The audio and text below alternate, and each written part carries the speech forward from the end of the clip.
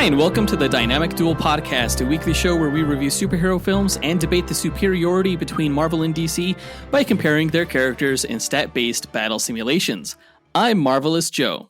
And I'm his twin brother, Johnny DC. And yay, Marvelous Joe's back, I guess. Yeah, I'm back from a 1-week hiatus due to the birth of my daughter, Ella. And I gotta say, after doing something on a weekly basis for about 7 years now, it was very weird feeling in the middle of last week when it really set in that I hadn't recorded a podcast episode recently. But that's totally fine because, I was busy changing diapers and bottle feeding and just admiring my little girl. But I'm super glad to be back for what should be a fun episode. This is a multiversal duel. We're pitting Kingdom Come Superman against Maestro.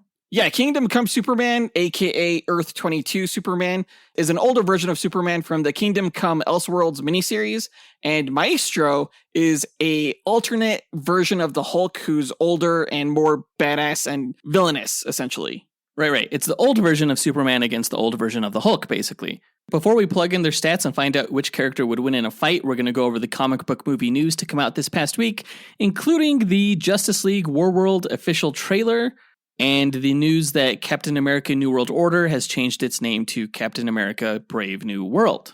As always, we list our segment times in our episode description, so feel free to check out the show notes if you want to skip ahead to a particular topic. Those of you guys who've listened to our recent episodes will know that our duel simulator has become so advanced that it's gained sentience and has named itself the artificial lifeform for running extensive duels, just a rather very intelligent Simulator 9000 or Alfred Jarvis 9000. He has a quick message for our listeners, so let's hear it. Why, hello there. Do you love listening and chatting about Marvel and DC? Then become a part of the Dynamic Duel community on Patreon, where you can choose from 3 tiers. The Dynamic 2.0 tier lets you listen to this podcast without ads and gives you access to its Discord chat group, where you can chat with Johnny DC and Marvelous Joe. The Fantastic 4 tier gives you that and more with 2 bonus episodes each month, including bloopers and top 10 shows where Johnny and Joe count down your favourite Marvel and DC subjects. The X-Force tier makes you an executive producer of Dynamic Duel, where every month you help the host choose what to review and who to fight against each other. And finally, the Dynamite Podcast Network tier allows aspiring podcasters to create their own battle-focused show using this Monte Carlo simulator. Johnny and Joe will help you develop your show, provide graphic support and consultation, and get you simulation results to announce on your show. Pitch the twins your show via email at dynamicduelpodcast@gmail.com or by reaching out to them on social media. Check it out at patreon.com/dynamicduel. Pip pip cheerio. Thanks, AJ9K, and thanks to everyone who supports the podcast, including executive producer Ken Johnson, who has his own show within our Dynamite podcast network called Max Destruction, which you should go listen to right after this episode. He pits movie characters against each other in the same way that we do it on this show using a Monte Carlo simulator. His past episode was Clint Eastwood versus John Wayne, and the episode coming out tomorrow is Blade versus Riddick, the movie characters. It's going to be a lot of fun. If you haven't listened to Max Destruction already, be sure to check it out. But also be sure to check out other friends of this podcast, including the Blast from Our Past podcast. I want to give a huge shout out to Adam Speas, our good friend who was able to sub in my place as he and Johnny reviewed Spider-Man Across the Spider-Verse last week. I still haven't seen the movie, so I still haven't listened to the review. I don't know if it's any good.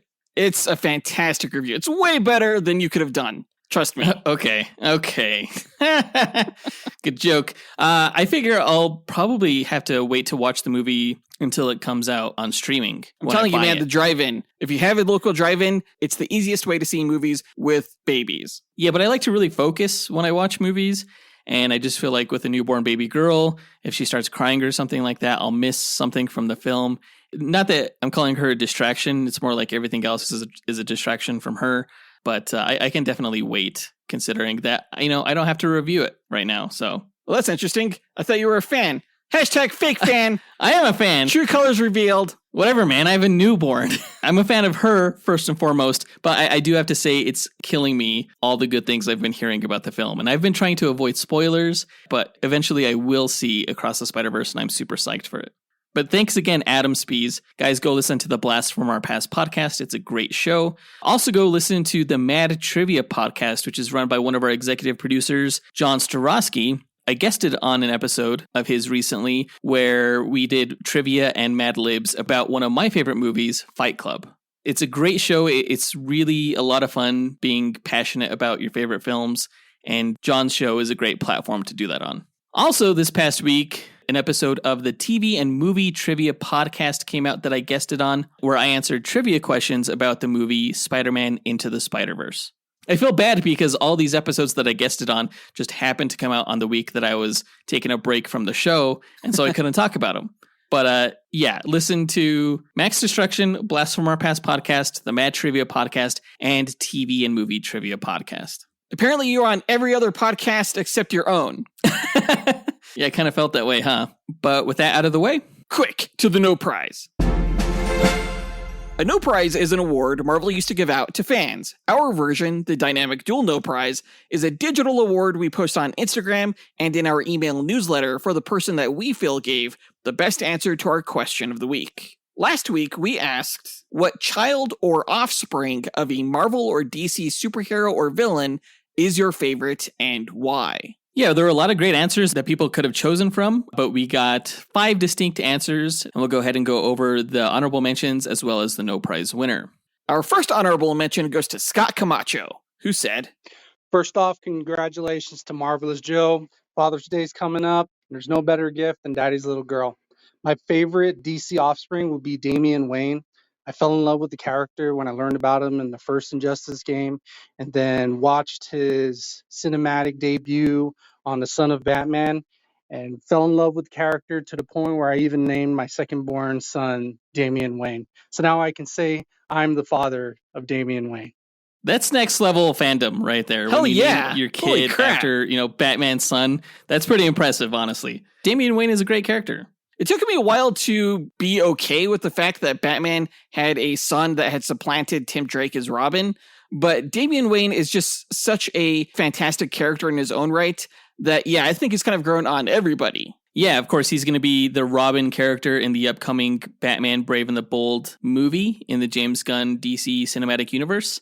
I first became a fan of Damian Wayne in the Battle for the Super Sons animated film, which was fantastic. Like, I never really liked Jonathan Kent or Damian Wayne until I watched that movie, being a Marvel fan and having never read the comics. But yeah, he's a great character.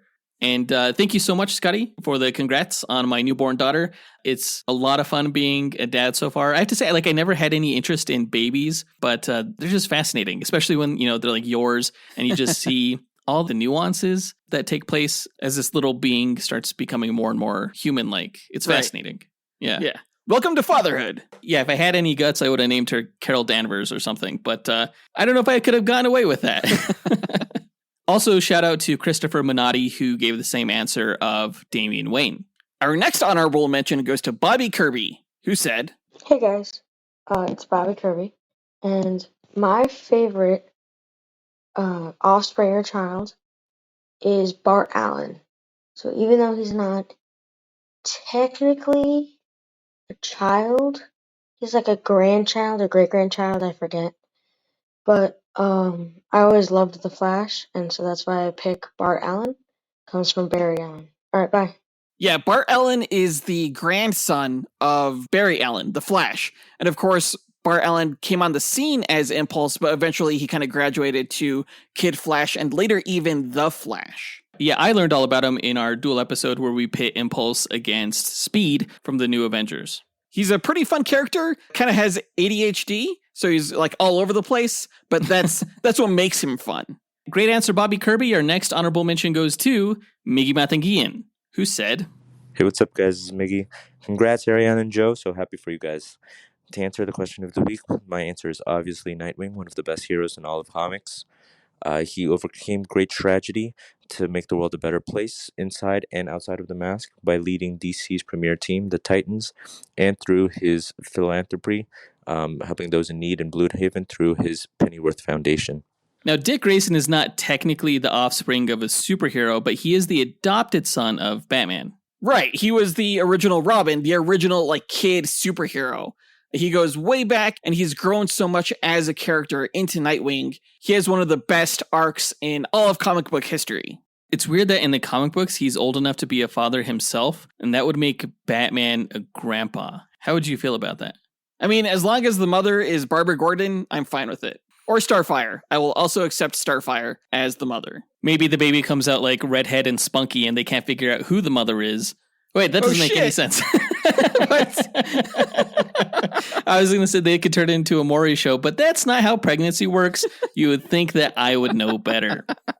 But great answer, Miggy. Thanks so much for the congrats as well. But the winner of this week's No Prize is Travis Herndon. I hope I'm pronouncing that right. Who said... Hey guys, this is Travis, longtime listener, first time answering one of your questions. My favorite child in Marvel or DC is Hulk's son Scar. Love his design. I love his story with him and Hulk going from hating each other to growing as a father and son. I can't wait to see what they're going to do with him in the MCU now that he's been introduced. But yeah, definitely Scar is my favorite Marvel child. Catch you guys later. Our first and only Marvel answer this week. Yeah, that's why he gets the win. Also because it's kind of thematic. It ties into the duel of this episode, which deals with the Hulk. Scar is the son of the Hulk and Kyera during Hulk's time as a gladiator in the Planet Hulk storyline. And Scar was also recently introduced in the Marvel Cinematic Universe at the end of the She-Hulk television series. Maybe one day we'll get him in a duel episode. But as far as, superhero offspring goes, Scar's a badass. He's like a Conan the Barbarian version of the Incredible Hulk. Yeah, I know literally nothing about him. You obviously chose this week's No Prize winner. I would have chose Nightwing, personally. Well, it looks like you would have chosen correctly. Now, wouldn't you have? No? There we go. Well, congrats, I guess, to Travis. You win this week's No Prize. If you, the listener, want a shot at winning your own No Prize, stay tuned to later on in this episode when we'll be asking another question of the week. And now that that's done, on to the news.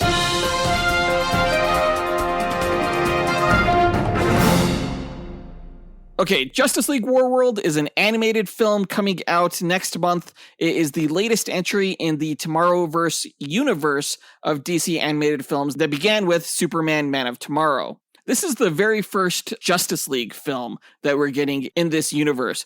Prior to this, we got a Justice Society film, and that's the closest that we've actually gotten. This one, of course, focuses on the Trinity, Superman, Batman, and Wonder Woman.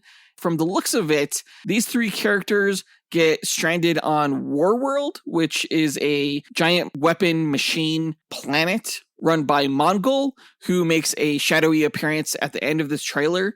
But it looks like the three of them go into simulations of other worlds. Yeah, and it looks like they get brainwashed into believing that they're different people. Like Batman is like a swords and sorcerers type barbarian. Yeah, he goes to the world of Sikaris because we get to see Warlord in this trailer.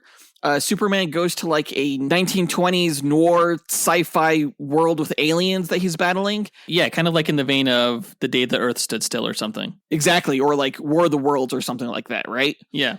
And then Wonder Woman is going to the Old West, where she gets to meet Jonah Hex. It's pretty interesting and something I totally was not expecting from this movie. It's like a mashup of three different unique but fascinating genres in a superhero movie, which rarely explores other genres. Really looking forward to this. The last Tomorrowverse animated film, Legion of Superheroes, was not great, so hopefully this makes up for it. The cast is returning. Jensen Ackles, of course, voiced Batman in the Long Halloween movies. Stana Katic voiced Wonder Woman in the Justice Society movie. And Darren Criss is coming back as Superman from Man of Tomorrow. Also making an appearance is Martian Manhunter, I'm assuming in the Superman storyline. Troy Baker as Jonah Hex. And Robin Atkin Downs as Mongol. I would like to get a Mongol duel in there, probably against Annihilus or something like that. Just these extraterrestrial alien warlords. Oh, that would be cool. The trailer is a little vague story-wise.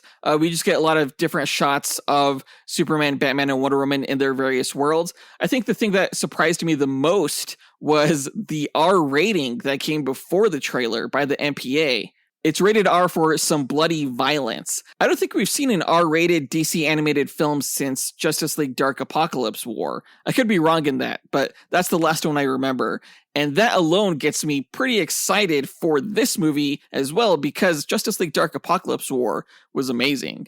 I'm surprised it's not R-rated for nudity. Doesn't DC like to include nudity in their animated films? Absolutely. Though it looks like it's not in this movie, unfortunately. What do you mean, unfortunately? I meant fortunately. The movie is slated to be released on July 25th, the end of next month, so we'll review it then and hopefully get a few related duels to go with it. Well, actually, the last episode of Secret Invasion comes out around then, so we'll be prioritizing the Secret Invasion review before getting to Justice League Warworld. Okay, But- why? Because it's Marvel, live action, Disney Plus, way more important than this DC animated crap. Dude. But it'll be cool to tie in an Annihilus, Mongol, Alien dual episode into both of those reviews. Okay, yeah, we'll see if that happens. But since Batman and Wonder Woman and Superman appear to be in alternate universes of a sort within this trailer, that brings us to our question of the week. Who is your favorite alternate universe Marvel or DC character, and why? Yeah, and this can apply to the main comic book universes or the main film universes, alternate versions of those within their respective media.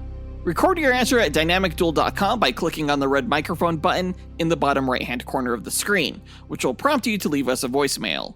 Your message could be up to 30 seconds long, and don't forget to leave your name in case we include you on the podcast.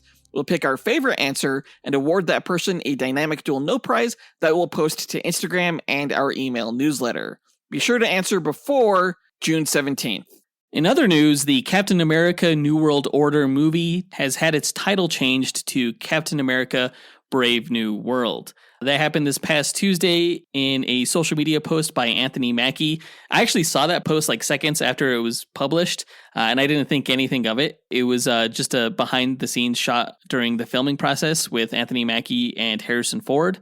But yeah, on the back of their chairs it says Captain America Brave New World. And I gotta say, I like the new title more, the New World Order. I think it's a lot more optimistic. Brave New World, even though it's based off of this dystopian novel by Aldous Huxley, it sounds a little bit more adventurous than the more ominous New World Order title that the film had previously. Yeah, I guess you could consider both titles to be dystopian, but I would agree that Brave New World sounds more positive and more Captain America-esque. Yeah, especially as, you know, we launch into this new era with a new Captain America with Sam Wilson taking up the shield. To my knowledge, there's been no major Sam Wilson arc called Brave New World, although I'm sure it's been used a few times in the comics. Do you like subtitles or do you just like numbers, like Iron Man 2, Iron Man 3? I prefer subtitles, actually, more than numbers. It just seems like Marvel is really botching these subtitles in that the storyline of the movie, it has nothing to do with like the storyline that the movie is named after from the comics. It's not botching, it's just an adaptation. I mean, I guess. Like, for example, Thor Ragnarok had nothing to do with the Ragnarok storyline from the Thor comic books, but it was still a fun film. Same thing with Civil War. Thematically, there were some similarities there, but story-wise, very different. I wonder if this Captain America Brave New World movie will deal with any themes of a dystopian society or anything like that, but in the end, it might just turn out to be like Wonder Woman 1984, which we thought was going to be dystopian or something, and then just ended up being a title that they gave it because I guess it took place in the 1980s. Yeah, or literally no reason whatsoever. That's what it felt like. But Brave New World has often been compared to George Orwell's 1984, where 1984 is more like a autocratic dystopia, whereas Brave New World is more like a hedonistic dystopia. Can't wait for Fantastic Fahrenheit 451. But the release date for Captain America Brave New World is May 3rd, 2024. It comes out next year, and we'll see what it's like then.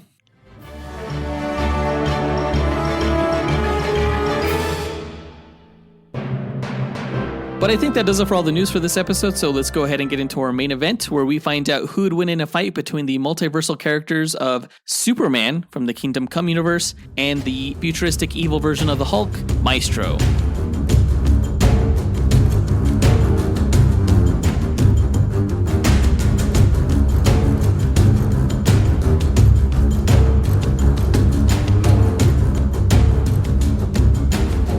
All right, Kingdom Come, Superman versus Maestro. We figured we should do these characters once we determined that we were going to do a multiversal duel in the same vein as our previous multiversal episodes, like Batman Beyond versus Spider-Man 2099 and The Batman Who Laughs versus Cosmic Ghost Rider. Those two episodes tied into the Multiverse of Madness review that we did for the Doctor Strange sequel. This duel is tying into the Across the Spider-Verse movie and the Flash movie, both of which deal with the concept of the multiverse. Yeah, and I'm super excited to do Kingdom Come Superman. Kingdom Come is my favorite DC storyline of all time. So I was hoping that we would get to do this version of Superman in a duel, and I can't think of a better opponent for him than Maestro, considering both of these characters are like older versions of themselves that are in peak condition. Yeah, the Maestro is a future evil version of the Hulk. He comes from a Hulk storyline in the early 90s called Future Imperfect, which is widely regarded as not only one of the Hulk's best stories, but one of Marvel's best stories in general. It's only 2 issues. If you haven't checked it out, definitely read it. It's worth a read. Really well written by Peter David. And of course, Kingdom Come was written by Mark Waid. Yeah, Mark Waid and Alex Ross, who also did beautiful artwork for it. I guess I was the one that was really pushing for a duel with Maestro, considering that he's probably, next to Spider-Man 2099, one of the more popular alternate universe Marvel characters. And then after discussing it with the executive producers, we kind of put it to a vote between the Injustice version of Superman, who's an evil version of Superman, or again, Kingdom Come, who's an older version of Superman. But I like this result. First, let's have our sentient duel simulator, Alfred Jarvis 9000, break down the methodology behind our duel simulations. Yes, of course, sir. The way I determine a winner between the contestants is by running 1,000 Monte Carlo simulations using the character's statistics. A Monte Carlo simulation is a probabilistic model used to determine outcomes through random sampling. In this case, I randomize the statistics along a normal distribution as a way to simulate the many variables that can occur during battle. The stat parameters are based on the official Marvel power grid, from which the DC character's statistics are extrapolated. Additional stat categories are included such as range, damage potential, versatility and perception in order to create a more detailed and accurate simulation. The results of the 1,000 simulations provide a percentage of wins for each character. The contestant with the higher percentage is declared the victor, as they have a higher probability to win any given battle. In an equitable pairing, neither character should win 100% of the matches. The comic book stories have shown that there's even a way for Batman to defeat Superman, so the confidence rate of my method falls in line with the precedents that have been established in the source material. My mathematical simulations are without subjectivity or bias. Feats are not the sole consideration, nor are fan votes tabulated for determination of the winner. Thanks, AJ9K. Before we run the simulations, though, we like to break down each character's histories and abilities before improvising a scenario on how we imagine one of the 1,000 simulations would play out, beat for beat. And I believe it's my turn to go first with the DC character's backstory, so let me tell you all about Kingdom Come Superman. Now, the story of Kingdom Come takes place in an alternate universe known as Earth 22, which exists in the not-too-distant future of a timeline very similar to DC's Prime Universe, known as Earth Zero. And much like on Earth Zero, Earth 22 Superman was rocketed to Earth from the dying planet Krypton and raised in Smallville, Kansas, before becoming a journalist for the Daily Planet newspaper in the city of Metropolis. It was at the Daily Planet that Superman, under the alias of Clark Kent, met and fell in love with fellow journalist Lois Lane, whom Clark eventually married. You can learn more about Superman in our Superman vs. Dr. Doom episode. An event took place in the Earth 22 universe, however, that would forever change the Man of Steel. While Superman was away, the Joker unleashed a gas attack on the staff of the Daily Planet, killing all of them except for Lois Lane, who survived the gas attack thanks to a gas mask, but also suffered a fatal head injury during the ordeal. Superman arrived in time to hold his dying wife in his arms, powerless to save her, and she made him promise not to kill the Joker in revenge for what happened. He promised he wouldn't as she passed, and not long after, Superman captured the Joker. As police were taking Joker into custody, Metropolis's new, extreme superhero, Magog, killed the Joker on the spot. Devastated by the perversion of justice, Superman had Magog arrested and put on trial, though Magog was acquitted of all charges thanks largely to the public's favorable opinion of what he had done. Superman, with his faith now lost in humanity, retreated to the Arctic Fortress of Solitude, where he spent decades living in isolation as a simple farmer. With Superman's absence, the world lost its most inspirational figure and symbol of hope. Many of the existing superheroes also became disillusioned by the public's moral degradation and acceptance of Magog's violent brand of heroism, causing those heroes to retire. In their stead emerged a new breed of superhero, many of whom were the children of the prior generation of superheroes, gifted with powers but not the essential lessons learned during their parents' tragic origins. Inspired by Magog and encouraged by society, these new heroes, quote-unquote, employed brutal tactics, either killing Earth's villains or driving them into hiding.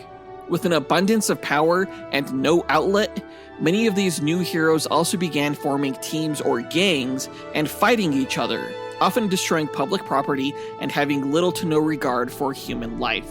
Magog's team, the Justice Battalion, found the villain Parasite and attacked him with excessive force, inadvertently causing a thermonuclear explosion in Kansas that irradiated the entire state and region, killing millions and destroying most of the nation's food production. Upon learning what happened to Kansas from Wonder Woman, Superman decided to return to his superhero career, forming a new Justice League that enforced the morals and virtues of the heroes of yesteryear, recruiting or imprisoning other metahumans that they encountered. Superman's crusade to impose morality was met with opposition by Batman, who formed his own team of mostly non-powered superheroes. Lex Luthor, meanwhile, formed his own team as well of former supervillains with the goal of ridding Earth of its superpowered oppressors entirely. Having brainwashed the hero Shazam, Lex Luthor unleashed him on Superman and the Justice League when a prison riot broke open Superman's gulag of superpowered dissenters.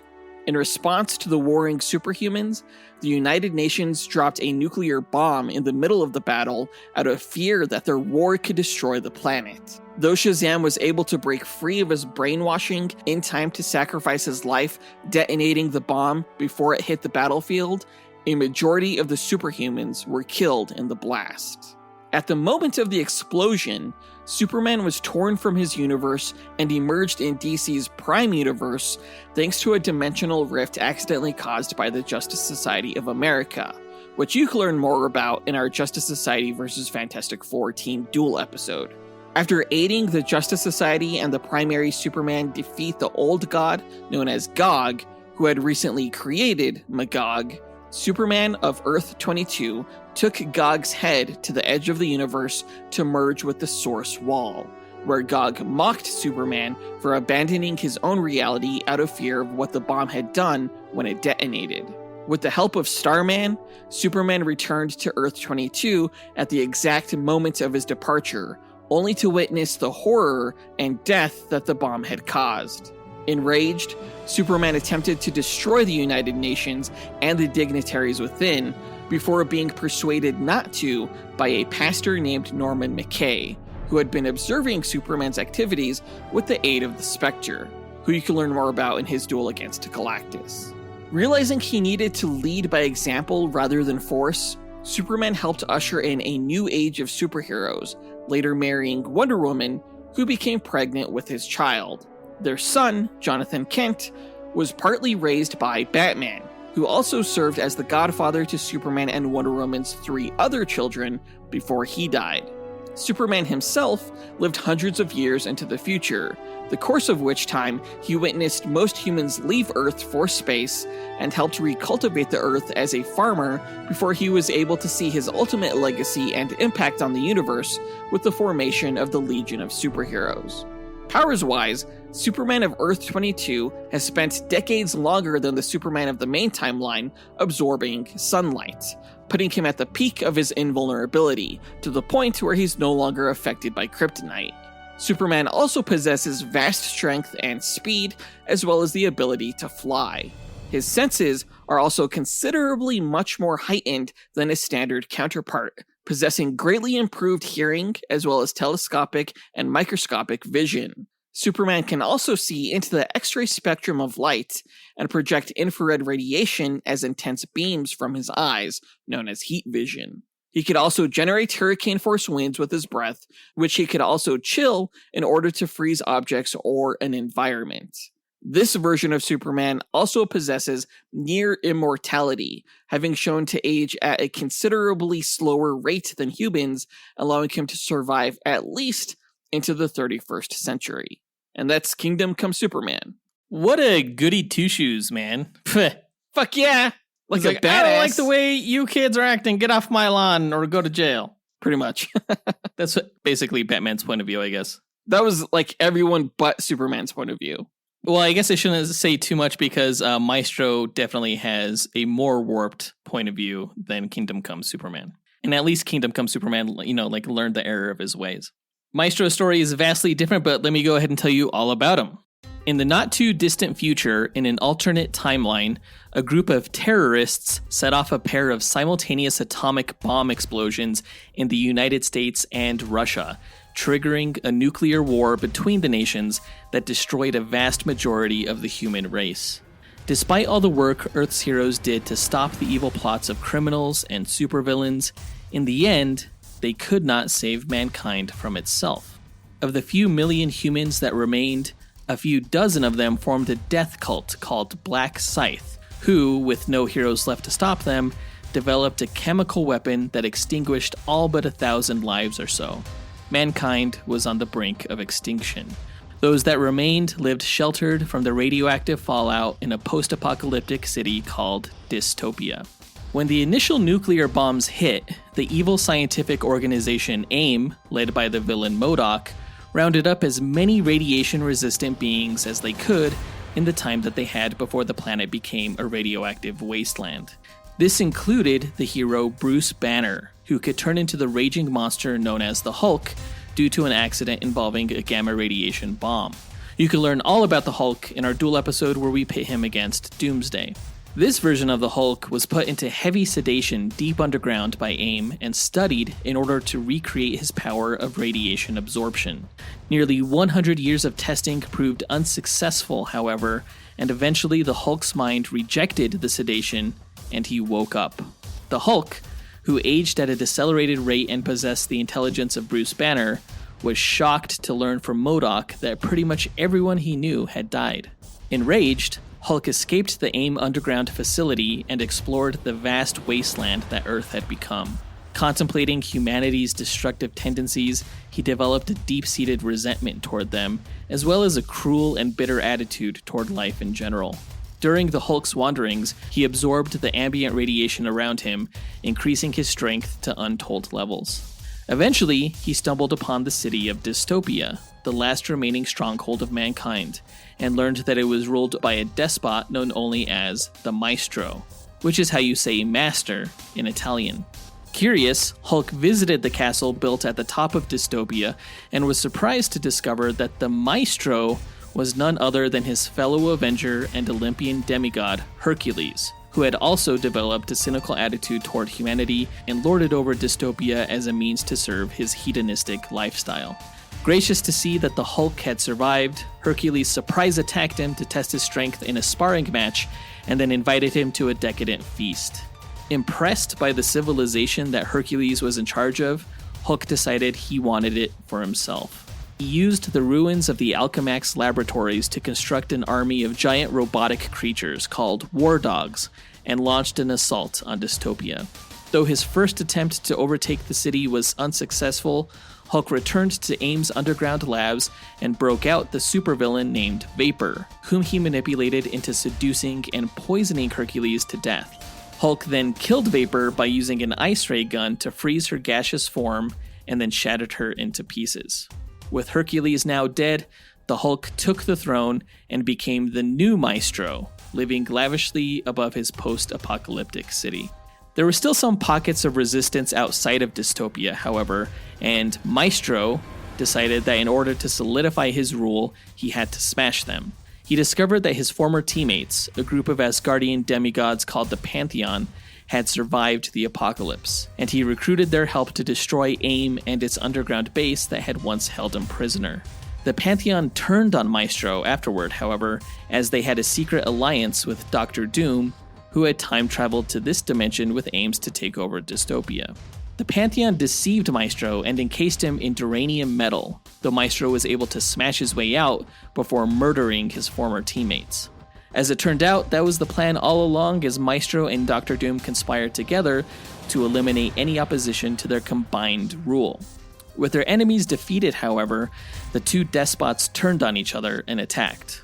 Maestro won their initial fight using electromagnets to strip Dr. Doom of his armor, though Doom teleported away before being killed. Dr. Doom then recruited a team to get revenge, including the Hulk's old foe, the Abomination, who had also been captured and survived the destruction of AIM, Namor the Submariner, the ruler of the undersea kingdom of Atlantis, which had survived the nuclear Armageddon, and the original android Human Torch. Doom's alliance was volatile, however, and Maestro managed to manipulate Abomination into joining his side against Dr. Doom, the Submariner, and the Human Torch. Maestro and Abomination halted the Submariner's attack on Dystopia by defeating his gargantuan sea monster Giganto, though the pair were then teleported to an adamantium prison in Castle Doom. Maestro escaped by transforming into Bruce Banner and slipping through the bars. He freed the Abomination, who hacked into the Human Torch's android body, causing him to self-destruct in a supernova blast that killed not only Doom, but the Submariner and himself in the process. Maestro emerged the only survivor, and with all of his enemies gone, he resumed his tyrannical rule over Dystopia. There was still a modest pocket of resistance remaining, however, led by the Hulk's former ally, Rick Jones, who had acquired Dr. Doom's time machine. He and his ragtag rebellion used it to bring the Hulk from the late 20th century into this post-apocalyptic timeline, believing the only one who could defeat Maestro would be his past self. When the past Hulk confronted Maestro, Maestro wiped the floor with him and broke his neck, temporarily paralyzing past Hulk. Maestro tried to convince his past self to rule alongside him, telling him that dominating humans was better than being feared and persecuted by them in the past. Feigning that he would consider it, the past Hulk instead sneaked Rick Jones' rebellion into Maestro's palace in an attempted coup. However, Maestro was onto them and quickly defeated the rebellion, forcing past Hulk to flee to the rebel base where Rick Jones had a shrine to the hallowed heroes of the past. Maestro pursued the past Hulk, and was nearly killed when past Hulk lodged Captain America's old shield into his chest. Maestro proved to be too strong, however, and he thrashed the past Hulk, savagely pursuing and beating him to within an inch of his life, stopping only when he saw past Hulk reach for the activation button on Doom's time machine. As it turned out, past Hulk led Maestro to stand over the machine in a last-ditch effort, and Maestro was sent back in time, away from Dystopia, to a desert in New Mexico, at ground zero of a gamma bomb test. The last thing Maestro saw was his past self, off in the distance, Bruce Banner, about to be bombarded by gamma radiation. Less than a second later, the bomb went off, Maestro was atomized, and finally defeated. Past Hulk returned to his native timeline, uncertain if his future contained the same fate. Powers-wise, Maestro is first off the strongest one there is. Due to absorption of the ambient radiation left on Earth after its nuclear destruction, Maestro is stronger than his past self, the Hulk, who is able to lift well in excess of 100 tons. Maestro has greater durability, stamina, speed, and healing ability, and the madder he gets, the more those attributes increase. If the Hulk could go toe-to-toe with Superman as he has a few times in comics continuity, then Maestro will definitely have no problem whatsoever. He can leap vast distances with his powerful legs almost to the point of flying, he can emanate massive concussive blasts when he claps his hands together, and generate enormous seismic earthquakes when stomping on the ground. He can withstand the full heat of a nova blast as hot as the sun, though he does have a vulnerability to gamma radiation weapons.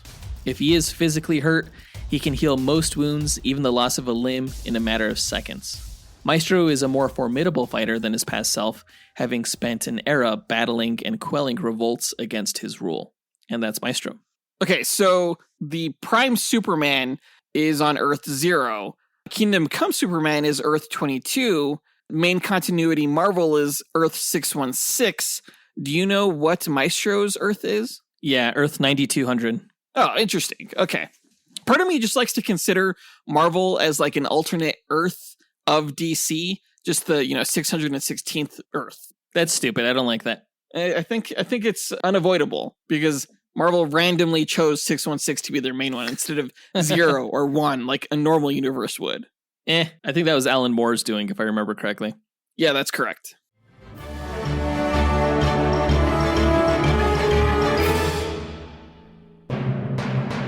But now that we've got their histories and abilities out of the way, let's speculate on how one of the 1000 simulated matches will go. The winner is determined by simulations, not this speculation, but it's fun to imagine how this fight could play out. Alfred Jarvis 9000, what are the rules of our speculation? Well, I should say there are no rules, other than the characters have no prior knowledge of the other going into the fight. All they are aware of starting out is that the other character is a threat that needs to be eliminated. For the speculation, the contestants will begin approximately 50 meters apart in a nondescript environment that will have no bearing on the match itself, as no environmental statistics are considered in my simulations. The contestants must earn victory on their own merit. All right, then let's get into it. Kingdom Come Superman and Maestro meet on the battlefield. Who goes first? I don't want to say that Maestro would go first, because I think he's too cunning and smart to just lash out. But Kingdom Come Superman is just so boring that I think Maestro would have to go first, just so that someone would. So Maestro, he's going to crack his knuckles, and he's just going to walk over to Superman with a big grin on his face to lay a smack down. Okay, first of all, how dare you say that Kingdom Come Superman is boring? He probably watches Little House on the Prairie while eating soup. You know how Maestro passes the time? Smiting his foes and having beautiful women feed him grapes. Okay, second of all, no way Superman is going to let Maestro just walk up to him with an attack. As Maestro starts walking toward him, it's like Superman's just going to blast him with his heat vision, just charring his flesh and definitely burning off that stupid old man beard.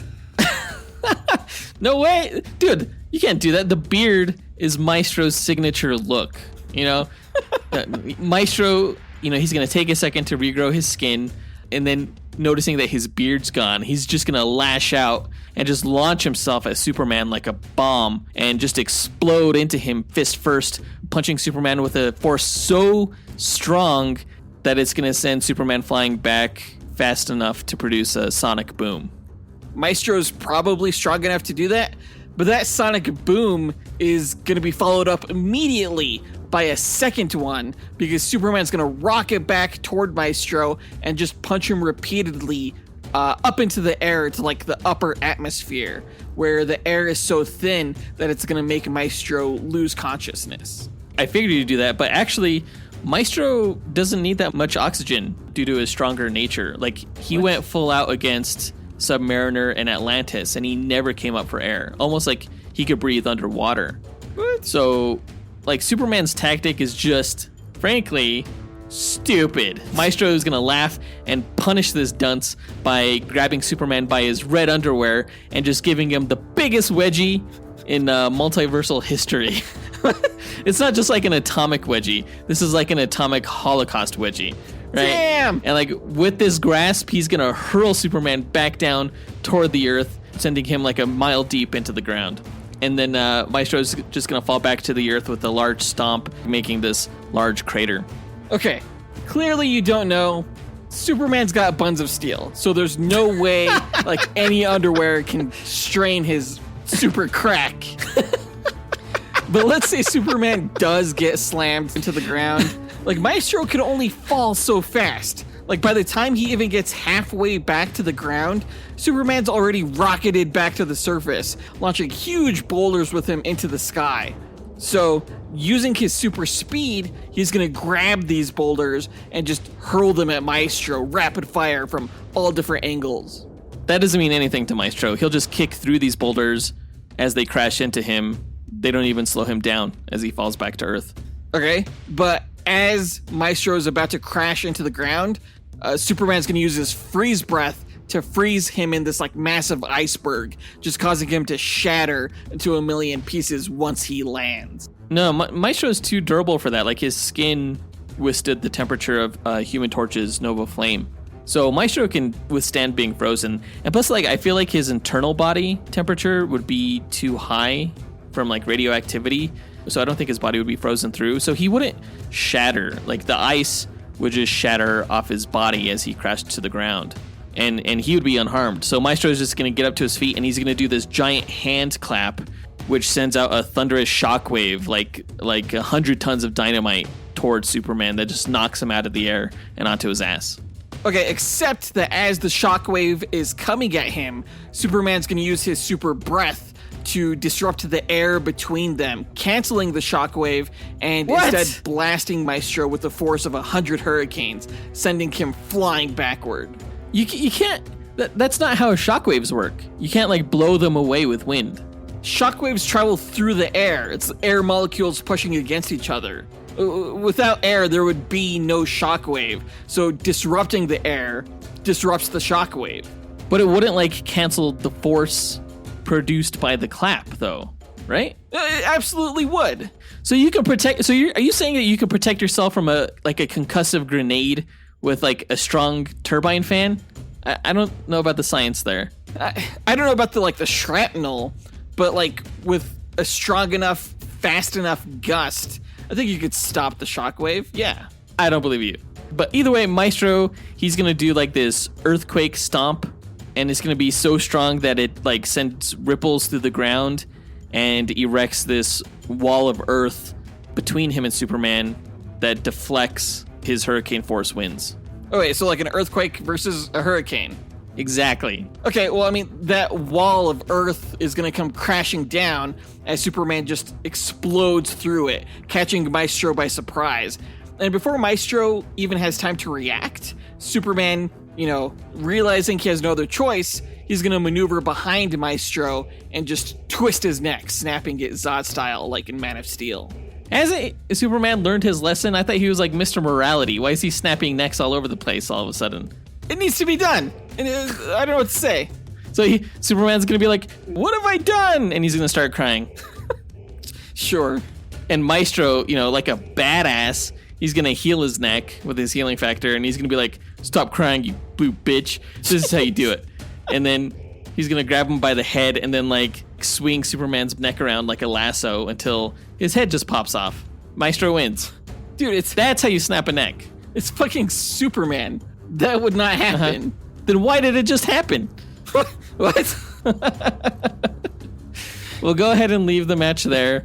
Either Superman snaps Maestro's neck and cries about it, or Maestro wrings Superman's neck and doesn't give him a second thought. We'll go ahead and input the stats into our simulator, run 1,000 simulations, and come back to you guys with a winner. AJ9K, run the stats. Inputting data, running calculations, processing results, simulations complete. All right, that was pretty much how I imagine a regular Superman versus Hulk fight would go. Of course, both Kingdom Come Superman and Maestro are their more powerful counterparts, but I think overall it played out pretty similarly. Yeah, both of these characters are insanely difficult to damage, let alone kill. So I'm still not sold about the whole finishing move he did there, but whatevs. Stat-wise, these characters matched up in quite a few categories, including durability, obviously, strength, damage level, obviously, but also evasiveness. Yeah, we said that Superman was a little bit faster, but Maestro was smarter, considering he's like a tech and tactics genius. Of course, Superman had the greater range, but also the greater perception thanks to his enhanced senses, and obviously versatility. But Maestro is a better fighter, considering his years of hand-to-hand combat has left him with a better, smarter fighting style. So taking all of these stats into consideration, Joseph, who do you think is the winner? Well, there's who I think will win in my brain and who I think will win in my heart. And I'm going to go with my heart in this instance and say that it's going to be Maestro because he's just so much more ruthless and cruel and essentially unstoppable. I just think he would take the fight to more extreme places than Superman would. Even though our Instagram followers disagree with me, not by much, only 58% of them thought that Kingdom Come Superman would win. And I gotta say, it's about time a DC guy comes ahead on that. It's been a while. And come on, people are biased towards Superman. They don't really know. Over Hulk? Yeah. Although, I wonder how many people realize that Maestro is Hulk. That's a good question. Comic fans certainly know. Well, let's find out who won. AJ, the results, please. Here you are, sir. The winner of the matchup between Kingdom Come Superman and Maestro is Kingdom Come Superman. What's up with these simulations being biased towards Superman? What? Everybody's biased towards Superman. I don't know what it is. Superman won 66.4% of the 1,000 matches, or 664 wins. Maestro only won 336, or 33.6% of the time. Well, that's not that close, but I like to think that the 1/3 of matches that Maestro manages to win are done by Atomic Holocaust Wedgie. Do you not remember what I said about the buns of steel? Wouldn't happen. Well, this is not a great way for me to return from a hiatus with a loss. So I think it's time for me to go on hiatus again until we pick a match where Marvel wins, which is going to be our next match. Rage quitting. Joseph's rage quitting. Whenever we get to our next duel, because I know we have quite a few reviews coming up, including The Flash and Batman 89. But that does it for this episode. Let us know what you thought about the duel results by writing to us at dynamicduelpodcast@gmail.com or by visiting us on Instagram or Twitter. You can find links to all of our accounts by checking out our show notes or visiting our website, dynamicduel.com. And on our site, you could also find a link to our Patreon page where you could join our Dynamic 2.0 tier and chat with us and fellow listeners, our Fantastic 4 tier, which gets you bonus content each month, our X-Force tier that makes you an executive producer of this podcast, or our newest tier that lets you join our Dynamite podcast network. If you can't join Patreon, you could still support the show by signing up for our e-newsletter, also at dynamicduel.com. If you're not signed up, sign up for that newsletter. As I just mentioned, our next episode, we will be doing a review of the Flash movie, which comes out this week. So hopefully you have your tickets, hopefully you see it, and hopefully you join us to hear our thoughts. I will be reviewing that film. I did see it about a month ago. Yeah, just in time, thank goodness. But that does it. We want to give a big thanks to our executive producers, Ken Johnson, John Starosky, Zachary Hepburn, Dustyn Balcom, Miggy Matanguihan, Brendan Estergard, Nathaniel Wagner, Levi Yeaton, Nick Abanto, Austin Wesolowski, AJ Dunkerley, Scott Camacho, and Adam Speas for helping make this podcast possible. We'll talk to you guys next week. Up and away. True believers. I'm not getting older. I'm just becoming a classic.